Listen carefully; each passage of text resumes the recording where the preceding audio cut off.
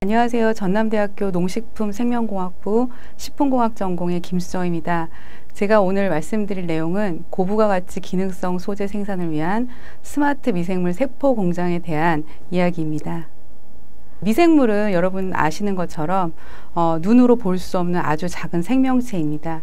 그래서 한자에서도 아주 작을 미자를 써서 미생물이라고 하고 있고요. 이 미생물은 우리가 크게 두 가지로 분류를 할 수 있습니다. 하나는 우리에게 위해를 끼치는 미생물, 그리고 하나는 우리에게 유용한 물질을 생산한다거나 활용할 수 있게 도와주는 미생물로 구별할 수 있습니다. 제가 오늘 말씀드릴 내용은 두 번째 미생물의 분류에 해당되는 미생물들이고요. 이런 미생물들이 식품 생산에 활용이 되고 있습니다. 식품 원료를 우리가 물리적, 화학적 가공을 통해서 좋은 식품으로 만들 수 있습니다. 또한 이러한 미생물을 이용한 발효 공정을 이용하게 되면 식품 원료를 고부가 가치의 프리미엄 식품으로 만들 수 있습니다. 예를 들면은 원유를 우리가 물리적 가공하게 되면 우유를 만들 수 있고요.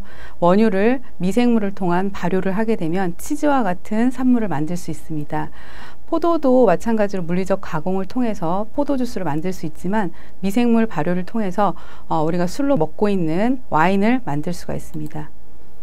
기존에 예전부터 지금까지 이제 수행되어 온 천연 발효라고 하는 것은 식품 원료를 치즈, 와인, 맥주, 빵, 요거트, 장류, 여기 보시는 그림처럼 이런 식의 식품 산물 안에 미생물들이 들어있는 경우입니다. 그래서 우리가 미생물을 함께 섭취하는 경우가 이제 천연 발효라고 얘기할 수 있고요.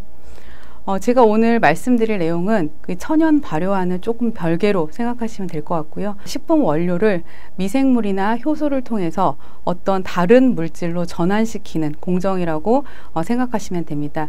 특히 향료라든지 색소라든지 안정제, 감미료 이런 것들은 미생물을 포함하고 있지 않는 산물 위주라고 생각하시면 됩니다. 그래서 소재 중심의 이야기를 오늘 하려고 합니다. 그러면 값싼 원료를 우리가 고부가 가치 물질로 전환시키기 위해서는 미생물을 사용할 거고요. 이 미생물은 똑똑하게 만들면 만들수록 우리가 더 값싼 원료를 고부가 가치 물질로 만들 수가 있습니다. 따라서 균주 개량 같은 균주를 개량하는 공정이 필요하고요. 이러한 균주들이 잘 자랄 수 있도록 온도, pH, 산소 조건 등을 이렇게 다이나믹하게 컨트롤할 수 있는 발효 공정의 최적화가 요구가 됩니다. 따라서 이 오늘 말씀드릴 스마트 미생물 세포 공장은 이렇게 개량된 균주를 이용한 세포 공장 시스템이라고 생각하시면 되고, 그 미생물을 이용해서 고부가 가치 물질을 생산하는 것입니다. 모식도인데요. 똑똑한 미생물을 우리가 어떻게 만들 수 있는지에 대해서 한번 설명을 해드리도록 하겠습니다.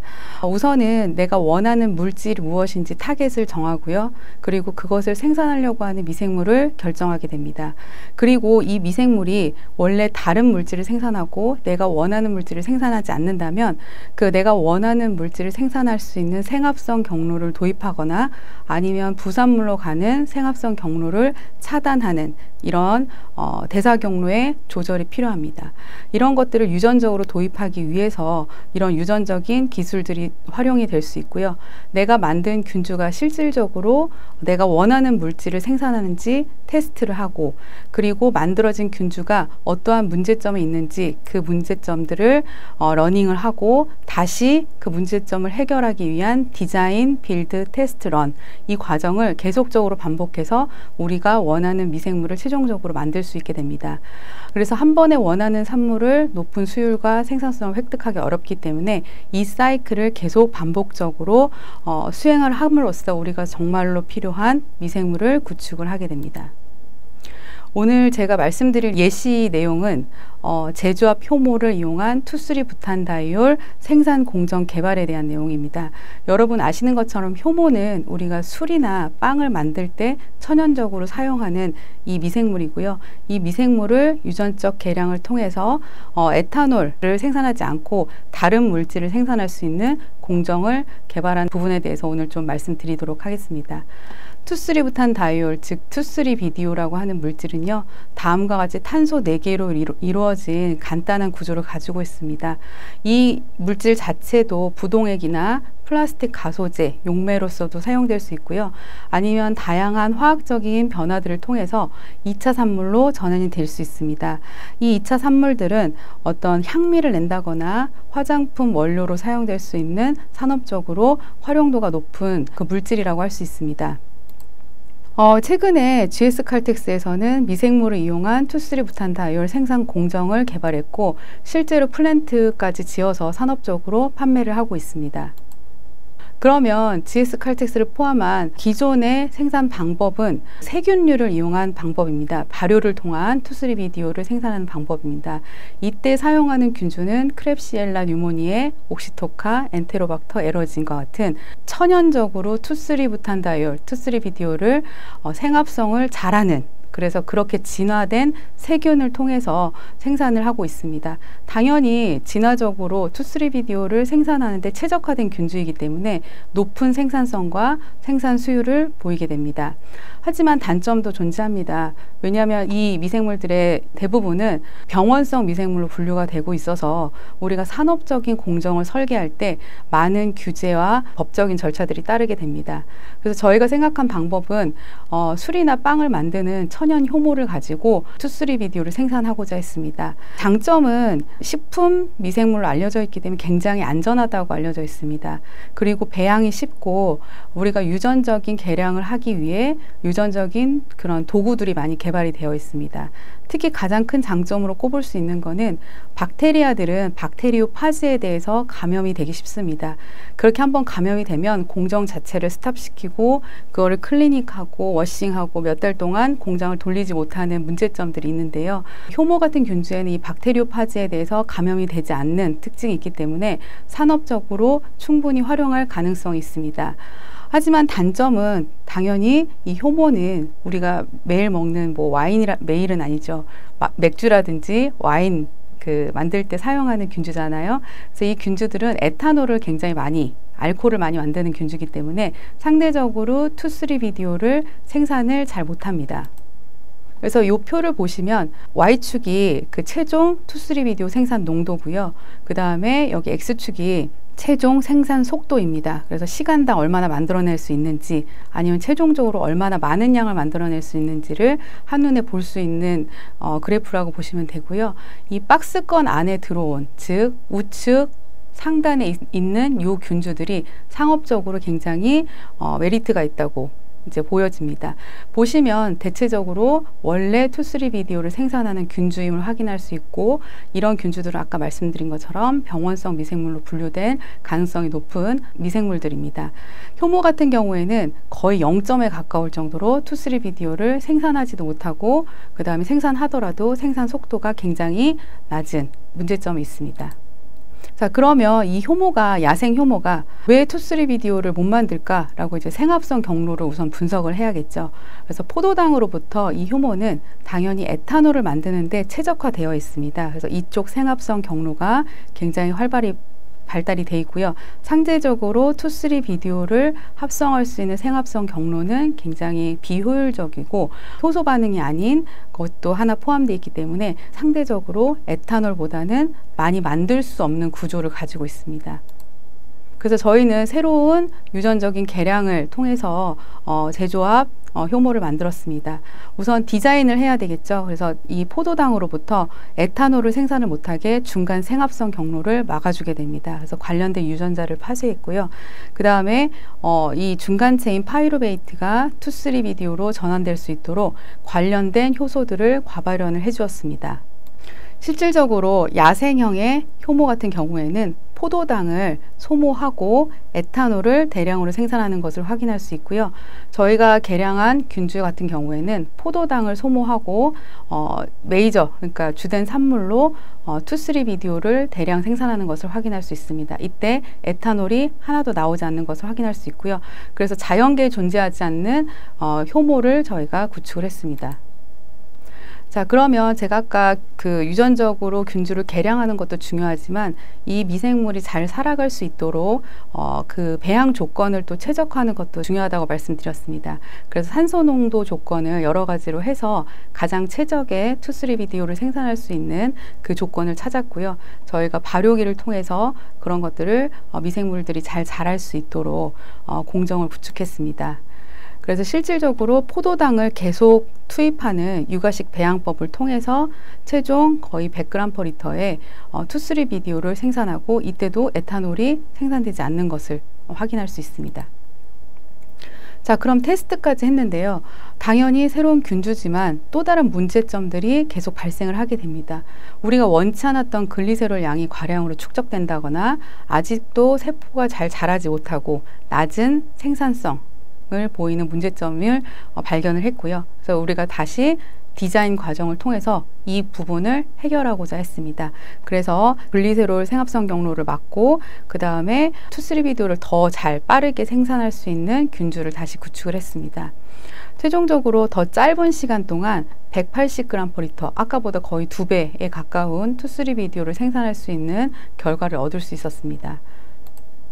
결과를 정리해보면 야생형 효모 같은 경우에는 거의 100mg/L 아주 소량의 투쓰리비디오를 생산할 수 있었지만 균주 개량과 배양 공정 최적화를 통해서 최종 180g/L의 투쓰리비디오를 생산하는 효모를 구축할 수 있었습니다. 제조업 효모 균주가 여러 가지 물질들을 만들 수 있는데요.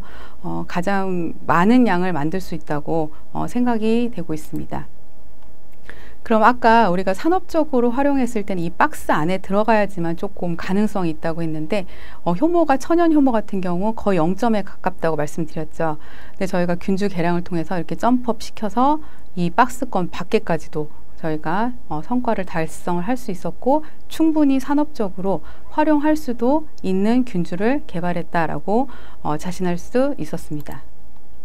다시 이 그 미생물 세포 공장에 대한 그림이고요. 이 미생물을 만들기 위해서는 방금 전에 보여드렸던 예와 같이 유전적인 개량을 통해서 균주를 개량해야 되고요. 그 다음 발효 공정을 최적화를 통해서 값싼 폐자원으로부터 고부가 가치 식품, 화장품, 의약품, 소재를 만든다면 경제적으로도 그리고 환경적으로도 굉장히 유용한 공정이 될 수 있다고 생각하고 있습니다.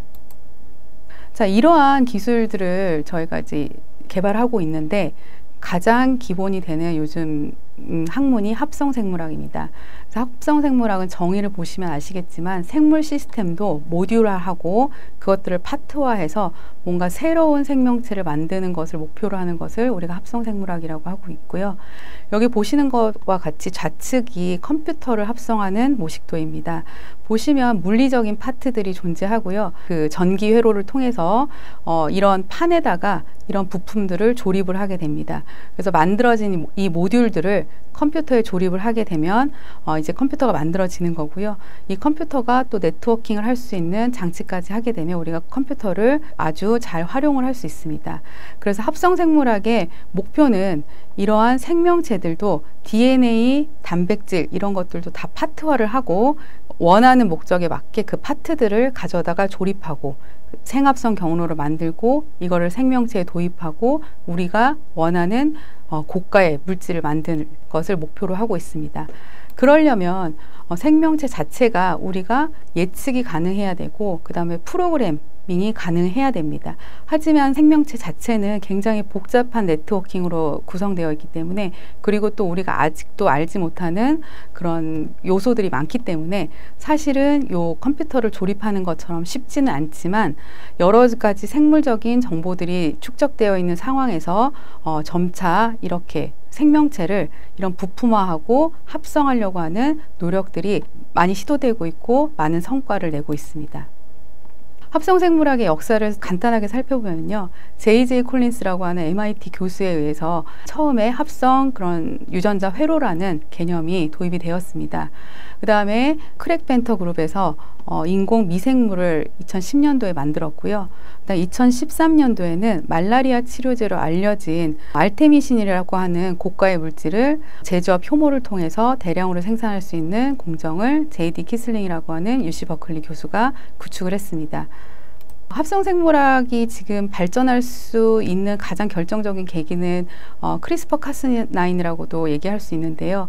유전체를 편집할 수 있는 가위라고 생각하시면 됩니다. 이 가위가 생물공학에 활용될 수 있다는 것을 2015년에 팽장하고 제니퍼 다우너가 이야기를 했고요. 그래서 많이 활용이 되고 있습니다.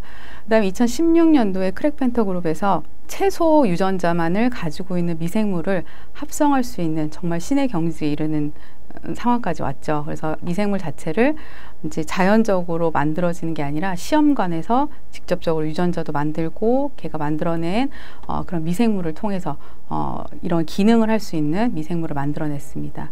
그리고 지금 현재 이르기까지 굉장히 많은 합성생물학적인 그런 발달이 가속화되고 있습니다. 방금 말씀드렸던 크리스퍼 카스9이라고 하는 거는 원래 박테리아가 외부의 바이러스나 박테리오파지에 감염됐을 때 그것을 이제 면역하려고 만든 자연계 시스템입니다. 근데 그것을 유전자를 편집할 수 있는 이렇게 가위로 사용할 수 있다는 그런 컨셉을 제니퍼 더우너가 이야기를 했고 그 공로로 작년에 노벨상을 수상을 했죠. 그래서 이게 굉장히 중요한 기술입니다. 왜냐하면 내가 원하는 부위를 선택적으로 자를 수 있는 가위를 인류가 얻었다는 거거든요. 그러면 자르고 붙이고 할 수 있는 기술들이 자연스럽게 그 다음에 쉽게 가능할 수 있게 됐습니다. 그래서 이런 유전자 가위는 이런 바이오테크놀로지 분야뿐만 아니라 바이올로지, 메디신, 그 다음에 여러 방면에서 많이 활용이 되고 있습니다. 또한 유전적으로 자를 수 있는 가위뿐만 아니라 이것들을 이어 붙일 수 있는 그런 기술들도 많이 개발이 되었고요. 아주 쉽게 실험실 내에서도 이런 것들을 수행을 할 수가 있습니다. 그래서 이렇게 학문적인 발달은 계속되고 있는데요. 그러면은 이런 것들이 만약에 국내에서 활용이 되려면 규제가 많이 따르겠죠. 그래서 그 규제 사항에 대해서 다시 말씀을 드리겠습니다. 그래서 제조한 미생물을 이용한 식품 소재 생산. 그래서 제가 말씀드리는 거는 제조한 미생물이 주가 아니라 얘가 만들어낸 식품 소재가 주라고 말씀드렸죠. 얘를 만들기 위해서 정부에서 이제 허가 받아야 되는 사항들과 어떤 규제들이 있습니다. 우선은 유전자 변형 식품 등의 표시 기준에 따른 식약처의 고시에 따르면은 고도의 정제 과정 등으로 유전자 변형 DNA 또는 유전자 변형 단백질이 전혀 남아있지 않아서 검출이 불가한 경우에는 이것을 우리가 제조한 미생물 표시를 하지 않아도 됩니다. 즉, 내가 제조한 미생물을 이용해서 식품 소재를 만들었는데 이 제조한 미생물 자체를 깨끗하게 없애고 이 식품 소재만을 고농도로 우리가 얻을 수 있다면 그 안에는 DNA와 단백질이 남아있지 않기 때문에 이거를 우리가 GMO라고 얘기하지 않는다는 의미겠죠. 여러분 콩기름 많이 드시죠? 그래서 콩기름 보면은 콩 자체가 사실은 GM 작물입니다. 그래서 그 유전적으로 변형을 시킨 콩에서 착즙한 뭔가 오일류죠. 그래서 보면은 그럼 당연히 콩은 다 제거되고 기름류만 우리가 먹는 거기 때문에 이때도 GMO라고 표시를 하지 않아도 됩니다. 왜냐하면 그때 사용된 DNA, 단백질 이런 것들이 다 충분히 정제되고 이 프로덕트만 남기 때문이죠. 그렇다고 그 정부에서 쉽게 이런 미생물 자체를 허가해 주지 않습니다. 그래서 이 미생물로 허가를 받으려면 우선 식품용 균주를 사용해야 되고요. 그 다음에 외래 유전자를 내가 만약에 도입했을 때도 바이오 세이프티 레벨 1 이라고 하는 안전한 생명체의 유래의 유전자만을 도입을 해야 됩니다. 또한 이 유전자를 도입할 때 필요한 그 공여체 자체도 허용된 항생제 마커만을 사용할 수 있게 됩니다. 그래서 이 미생물 자체를 허가받는 것은 상당히 쉽지는 않은 일이지만 그래도 뭐 불가능한 건 아닙니다.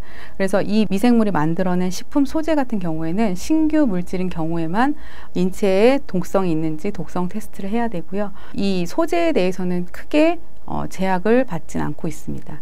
그러면 이 미생물 자체를 배양하는 공정, 그 다음에 실험실, 그 다음 공장 같은 데서는 LMO법에 의해서 이것들이 환경에 노출되지 않도록 굉장히 타이트하게 규제를 하고 있습니다. 그래서 이 미생물이 환경에 노출되지 않도록 그 정해진 시설 내에서만 배양해야 되고, 이것을 사멸시킬 때는 충분히 사멸될 수 있는 조건에서 완전히 멸균 후에 환경으로 배출하게 법적으로 규제가 되어 있기 때문에 이것들이 막 외부로 나가서 뭔가 환경을 오염시키거나 이런 가능성을 이런 법을 통해서 제재하고 있습니다. 실질적으로 2020년 기준으로 해서 농산물 유전자 변형 식품으로 승인된 현황을 보면 농산물 같은 경우에는 176종이 허가된 것을 확인하실 수 있고요. 그 다음에 식품용 미생물로서는 6종이 추가가 됐고요. 최근에 하나가 더 추가가 돼서 총 식품용은 여기 보시면 7종에 대한 미생물이 식약처에 승인이 되어 있습니다. 보시면 CJ제일제당과 대상, 삼양제넥스 이런 대기업에서 리딩을 하고 있고요. 보시면 아라비노스 이성화 효소, 그 다음에 타가토스 에피머레이즈 이런 효소들을 생산하는 균주를 GMO 승인 받았고요. 실질적으로 이러한 균주를 이용해서 알룰로스나 타가토스를 만들어서 이것을 시장에 출시하고 판매하고 있습니다.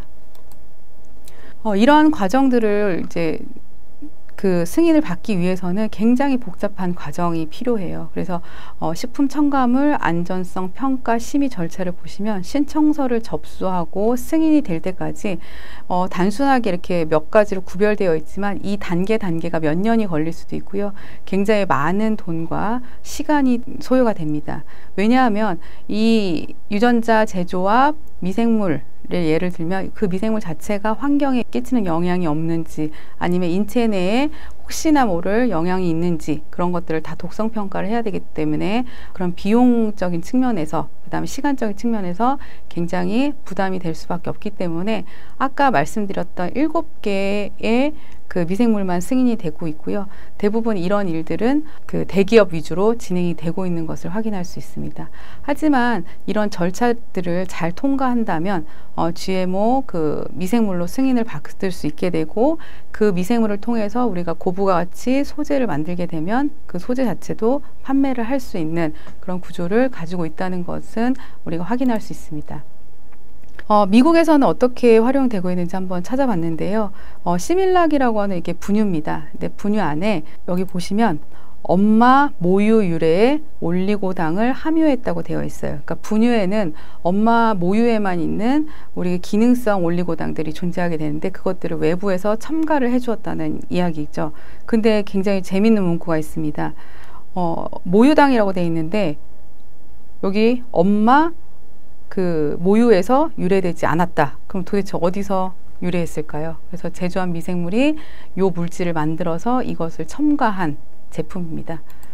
자, 보면은 난 GMO라고 써 있는데요. 얘도 마찬가지로 굉장히 미생물을 다 정제해서 프로덕트만 이렇게 넣었기 때문에 요렇게 판매를 하고 있습니다. 그래서 제조한 미생물을 이용해서 고부가 가치 물질을 생산할 수 있는 가능성에 대해서 이제 거의 마지막이고요. 보면은 여기 말라리아 치료제로서 게사철쑥에 있는 알테미신이라고 하는 성분이 있는데요. 이 물질을 얻기 위해서는 이 게사철쑥을 재배해야 되고 거기서 고농도로 추출을 해야 되는 과정들이 수반이 돼야 됩니다. 당연히 양이 굉장히 적겠죠. 그래서 이거를 해결할 수 있는 대안으로서 이 UC 버클리의 키슬링이라고 하는 이 그룹의 교수가 그러면 증식을 빨리 할 수 있는 미생물에 이 알테미신을 생합성할 수 있는 경로를 넣어주게 된다면 우리가 원하는 물질을 빠르고 값싸게 얻을 수 있고 이것들을 뭔가 잘 산업적으로 활용할 수 있다라는 컨셉을 이제 발표를 했습니다. 결론을 말씀드리면 미생물은 굉장히 똑똑하고요. 그 다음에 부지런하고 우리에게 상당히 많은 보상들을 해주게 됩니다. 또한 더 똑똑하게 만들기 위해서 유전적인 개량 같은 것들이 많이 시도가 되고 있습니다. 또한 이런 개량된 미생물을 잘 자랄 수 있도록 배양 공정 최적화라든지 이런 미생물 세포 공장 기술을 이용해서 우리가 고가의 그런 식품 소재나 아니면 그런 화합물들을 값싼 원료로부터 합성해낼 수 있습니다. 그 다음에 합성 생물학이나 시스템 생물학 같은 그런 학문적인 발전들이 이러한 기술들을 가속화할 수 있도록 도와주고 있고, 우리가 원하는 물질을 만들어낼 수 있는 미생물을 구축할 수 있도록 많은 도움을 주고 있습니다. 앞서 말씀드린 제조와 표모를 이용해서 투쓰리부탄다이올을 생산하는 공정은요, 서울대학교 서진호 교수님 연구팀에서 수행했고, UIUC의 진용수 교수님과 함께 수행을 하였습니다. 마지막으로 저희 이제 전남대학교 식품공학 전공에 대해서 소개를 시켜드리고 마무리하도록 하겠습니다. 저희는 6명의 교수진으로 구성되어 있고요. 식품 가공과 영양화학, 그다음 미생물, 발효식품, 그다음 천연물화학, 그다음에 저는 이제 시스템 생물학을 하고 있습니다. 저희 6명이 열심히 이제 연구하고 교육하여서 이제 학생들을 잘 배출하려고 노력하고 있습니다. 네, 이상 제가 오늘 준비한 자료는 여기까지고요. 그래서 미생물에 대해서 우리가 그냥 간단하게만 알고 있었는데, 미생물을 우리가 유전적으로 개량을 할 수 있고, 이러한 개량된 미생물을 어떻게 산업적으로 활용할 수 있는지, 그리고 그런 활용할 때 우리가 어떤 것들을 신경을 써야 되는지, 규제라든지 어떤 심의 절차, 이런 것들에 대해 말씀을 드렸습니다. 네, 여기까지 하도록 하겠습니다. 감사합니다.